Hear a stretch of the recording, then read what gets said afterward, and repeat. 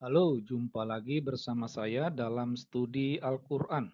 Sebelum membahas studinya, jangan lupa untuk mengklik tombol like, subscribe, notifikasi, dan mohon video ini di-share agar semakin banyak orang mendapatkan pencerahan. Studi kita kali ini membahas surah Al-An'am ayat 115.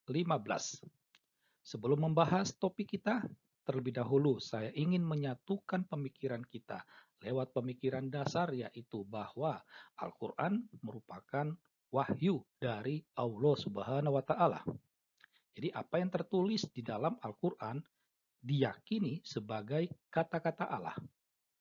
Nah, dalam studi kita kali ini, bagi Anda yang bukan Islam, sekalipun tidak setuju, Anda harus pegang prinsip ini. Al-Quran adalah wahyu Allah.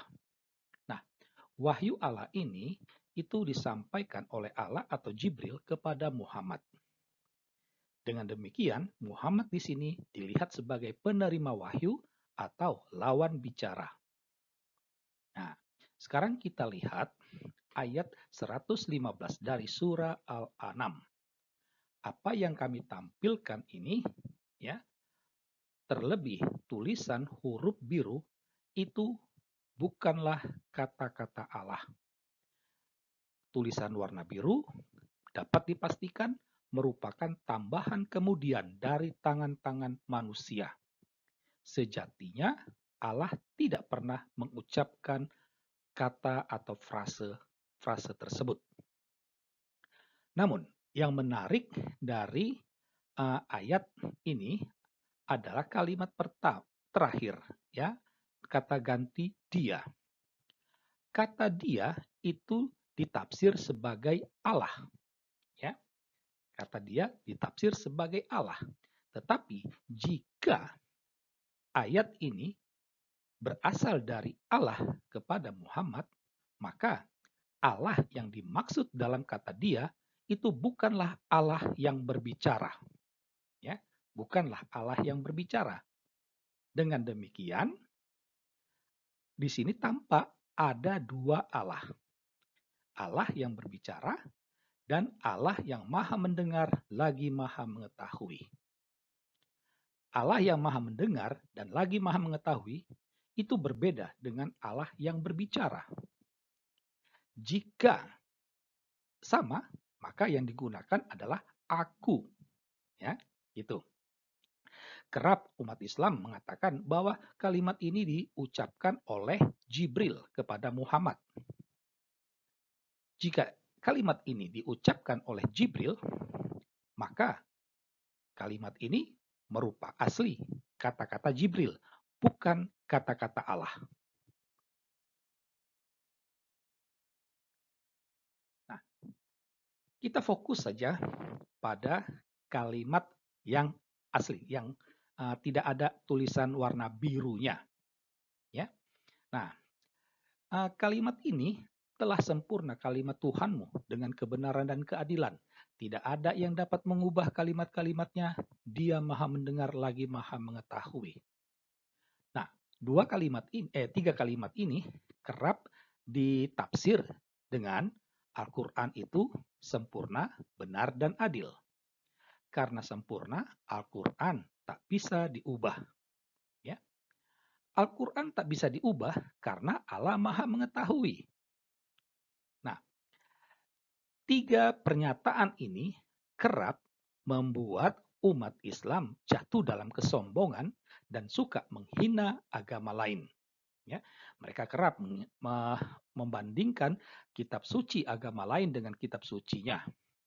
Nah, ketika melihat Alkitab itu berubah-ubah, maka mereka mengatakan, "Oh, sudah tidak asli lagi, sudah palsu, beda dengan Al-Quran." Nah, kerap kali seperti itu, ya. Nah,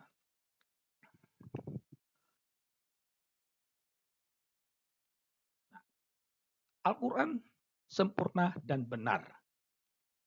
Kita bisa mengajukan pertanyaan, di mana letak kesempurnaan Al-Quran jika di dalamnya penuh dengan ketidakjelasan dan kekacaubalauan?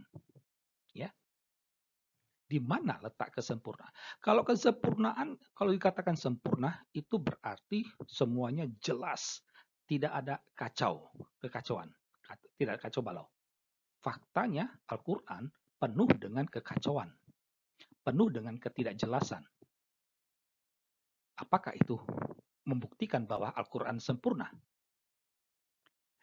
Jika dikatakan benar, di mana letak kebenaran Al-Quran?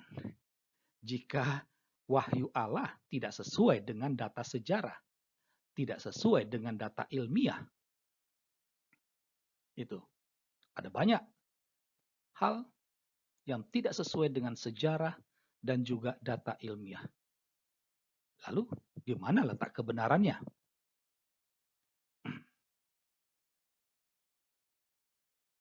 Dikatakan Al-Quran tak bisa diubah. Benarkah Al-Quran tak bisa diubah-ubah? Ya. Di sini kami hanya mengambil 3 contoh saja. Yang pertama dari surah ke-8 ayat 12. Ada Al-Quran pukullah di atas leher mereka, tetapi Al-Quran yang lain penggalah kepala mereka. Pukullah dengan penggalah itu berbeda. Artinya sudah terjadi perubahan. Berikut surah Al-Maidah ayat 51. Ya. Ada Al-Quran yang mengatakan bla bla bla bla menjadi pemimpin-pemimpinmu. Al-Quran lain mengatakan sebagai teman setiamu. Pemimpin dengan setia, teman setia itu berbeda. Sekali lagi, di sini telah terjadi perubahan. Yang berikut, surah An-Nisa ayat 144.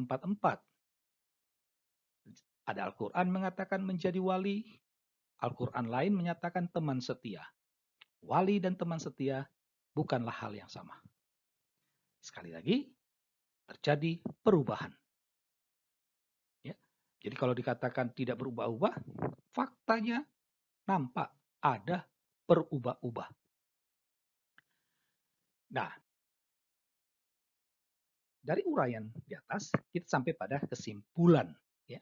Ada beberapa poin penting untuk dapat disimpulkan. Yang pertama, Allah Islam ada 2. Ya. Mau tidak mau, dari analisa kita tadi, tampak jelas Allah Islam itu ada 2.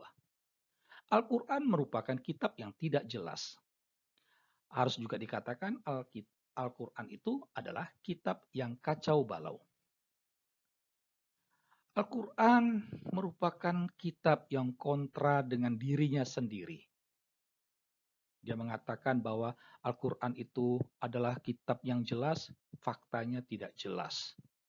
Dia mengatakan kitab yang sempurna, faktanya penuh dengan kacau balau. Artinya kontra dengan dirinya sendiri. Jadi haruslah dikatakan Al-Quran merupakan kitab yang penuh dengan omong kosong. Nah, dari puir-butir ini haruslah dikatakan Al-Quran bukanlah wahyu Allah.